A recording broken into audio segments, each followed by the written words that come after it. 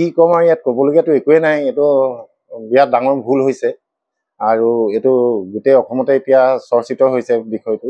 খুব লাজ পাইছোঁ, বিশেষকৈ মই যিটো কোম্পানীত কাম কৰোঁ সেইটো কোম্পানীতে এই কাণ্ডটো হৈছে।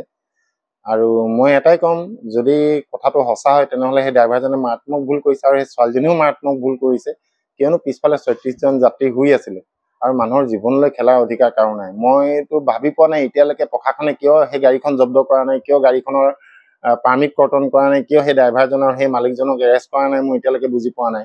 মানে মানুহ মৰাৰ পিছতে আমাৰ চৰকাৰে হাৰ পায় নে প্ৰশাসনে হাৰ পায়, মই বুজি পোৱা নাই।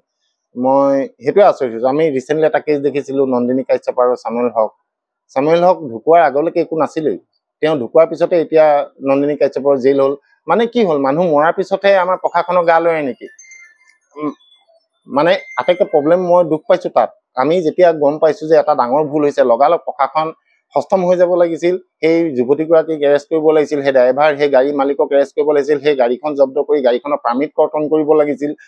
36জন মানুহৰ জীৱনলৈ খেলা কৰাৰ পিছত তেতিয়াও প্ৰশাসনে আজি ইমান সময় হৈ যোৱাৰ পিছতো প্ৰশাসনে এটা ষ্টেপ নল'লে। আটাইতকৈ লাজৰ বিষয় সেইটোৱে। মানে মই এটাই ভাবিম, যেতিয়ালৈকে মানুহ নমৰে, যেতিয়ালৈকে প্ৰাণৰ হানি নহয়, তেতিয়ালৈকে প্ৰশাসনৰ গা নলৰে। প্ৰশাসনে মোক বেয়া পায়ো লাভ নাই, এইটো একদম সত্য কথা, প্ৰতিজন অসমবাসীয়ে দেখি আছে। সেইটো কেছত যদি এক্সিডেণ্ট হ'লহেঁতেন, আজিৰ ডেটত সকলো ধৰা পৰিলেহেঁতেন, সকলোকে ধৰিলেহেঁতেন, সকলোকে জেললৈ পঠিয়ালেহেঁতেন, গাড়ীখনৰ পাৰ্মিট কৰ্তন হ'লহেঁতেন।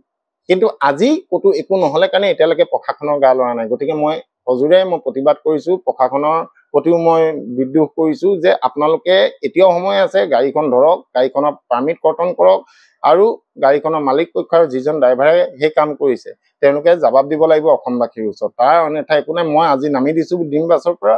মই নচলাওঁ য'ত যাত্ৰী নিৰাপত্তা নাই, তাত মই নচলাওঁ। য'ত মই মালিকক কোৱাৰ পিছতো মালিকহঁতে একো একশ্যন নল'লে, তো তাত মই নাই আৰু। গাড়ীখন গুৱাহাটী তিনিচুকীয়া, তিনিচুকীয়া গুৱাহাটী চলে, ড্ৰিম বাছ। তাৰ অল্টাৰনেটখন মই চলাওঁ, যিখনত কাণ্ডটো হ'ল। মালিকজনৰ নাম সুভাষ সিং, তেওঁ বিহাৰৰ হয়, গুৱাহাটীতে থাকি তেওঁ বাছৰ বিজনেছ কৰি আছে।